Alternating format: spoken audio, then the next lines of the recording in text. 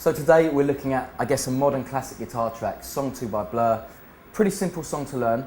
Not that many chords, pretty much just one chord sequence that gets us around the whole song. But as with so many Blur songs, Graham Coxon always finds a way to kind of skew those basic chords and find an original and different way of approaching it. So there's a few interesting things going on, but as I say, pretty simple chords and not that much to learn. So let's get into it. I'll show you the first chords for the verse. Our first position is F5. Second position,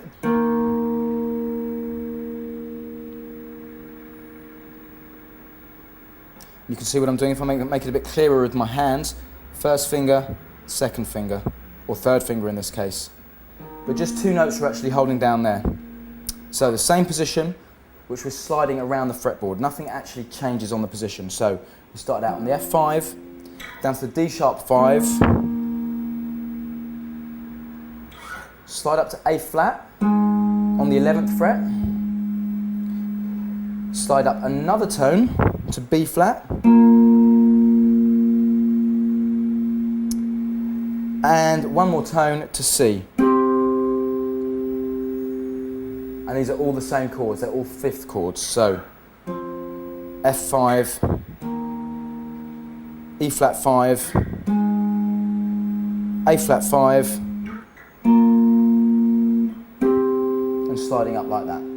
So those are the basic positions, especially for the intro. What we do is we play that same chord sequence in the choruses, but we develop it, build it up, make it sound a bit fatter. But first, let's try and play through that chorus. So we'll try and play through that quite slowly. See if you can play along with me. Here we go, I'll count you in. 1, 2, 3, 4.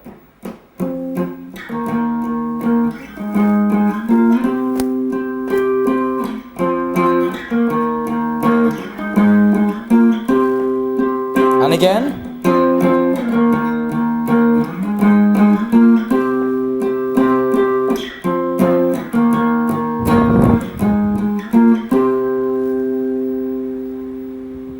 So that's the basic chord sequence for the verses. Now, of course, what you want to be aiming for is something that sounds a little bit more like this.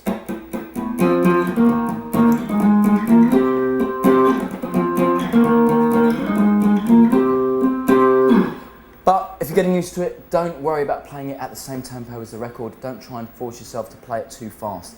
Get the positions right, get the changes right first before you try and get the tempo up to the record. Now, as you can see, I'm playing this on an electric guitar.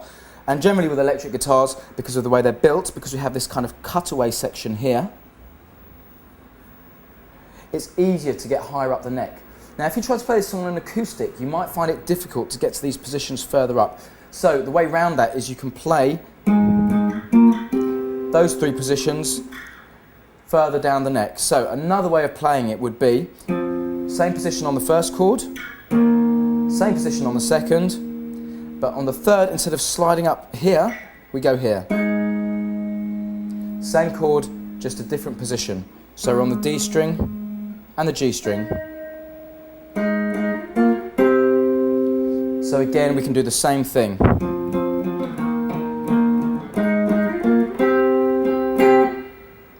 But because it plays onto that G string there, you can hear the tone of it slightly different, as opposed to. So I think the first way I showed you is closer to the way that Graham Coxon actually plays it on the record. So if you've got an electric guitar, that's what you should be aiming for. Then you've got the basic verse. Now, the chorus is pretty much the same chords all the way through. So how can we develop it, make it sound a bit bigger? Well, one thing you can do, if you've got access to an electric guitar and an amplifier, is do something interesting with your distortion pedals. Maybe you can have a kind of slight distortion on the intro, because it's quite a rough sounding song. So you want to keep that grit, that kind of rough tone to it all the way through. But when you go to the chorus, you can go to something a bit heavier. So you can go from to more of a.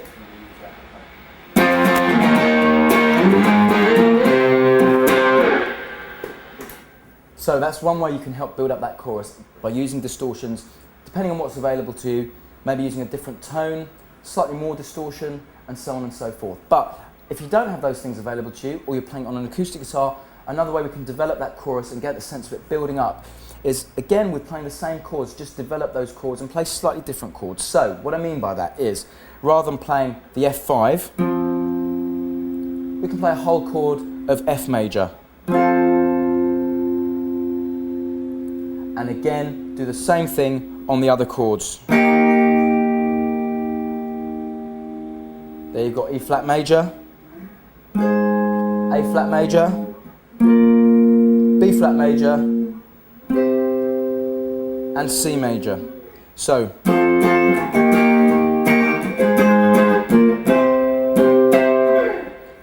one option. Another thing you can do is also use some slightly different voicings of chords. So you can play the same chords again, but go to them lower down the neck. This will give you a kind of a heavier, thicker, crunchier sound, which will probably work to build up that chorus. So again, to give you the example, a few options that we can play with here. Option number one is we can play the F, go down to the E flat, and then the next three chords we can play here. So that would sound something like this.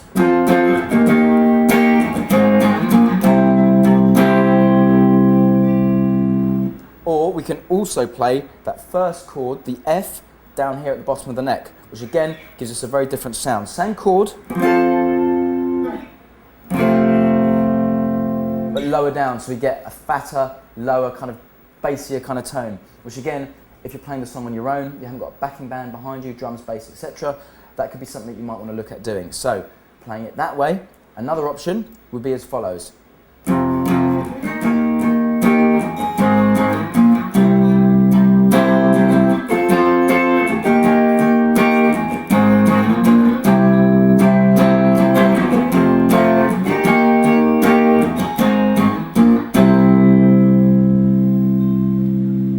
And again, all of this is from the same chord sequence, so hopefully you can start to see, even though we're using the same chords, we've got a load of different options, how we can play the song, how we can interpret the song, and make it work. Just one more set of chords to look at, one more sequence to look at. This is for the end of the chorus. We've got three chords to look at. F major, go up to A flat major, to D flat major, then back to the main bit.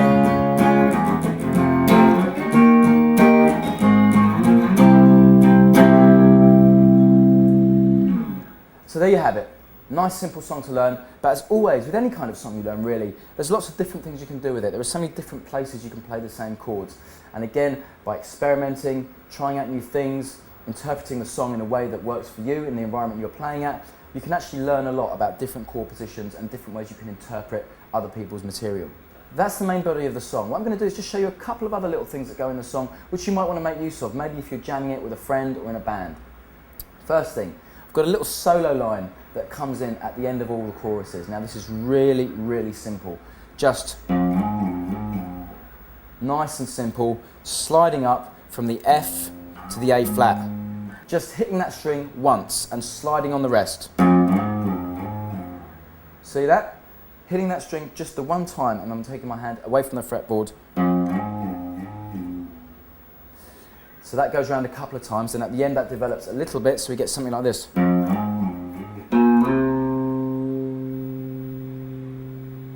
Again, all slides.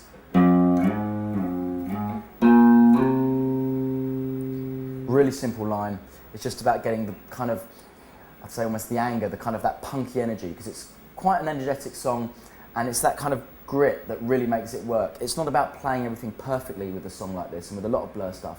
It's more about really attacking it, giving it a lot of attitude. So again, with that riff, get a nice dirty sound off your distortion pedal, or as rough and kind of ragged as you can possibly get it. So that's a little riff at the end. For the intro of the song as well, we've got just a kind of ringing note that plays throughout the kind of main chords of the intro, which we're just playing here. We're on the B string on the 9th fret, and we're just doing this kind of thing.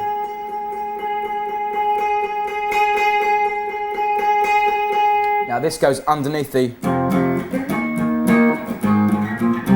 Underneath that we've got this kind of riff going. Now again, it's just one single note, but it's all about how you hit those strings.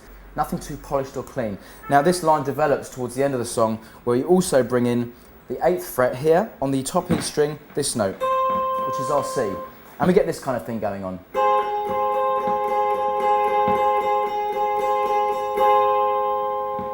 Okay, so you pretty much got all of song 2 by Blur. So now all we need to do is look at the strumming.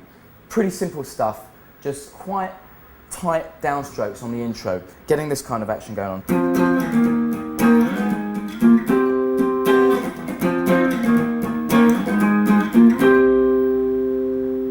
Now all we need to do for the main bit of the song is really open that out. Instead of focusing our strumming on the top 2 strings here,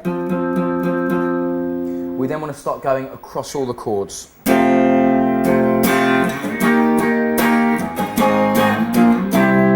But you'll notice, still all on the downstrokes. There's not many upstrokes in this song.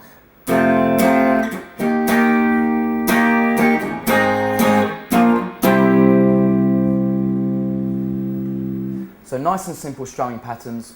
So there you've got it. The chords, a few little riff ideas, and some basic strumming. Nice, easy song to learn, and you can really give it some energy.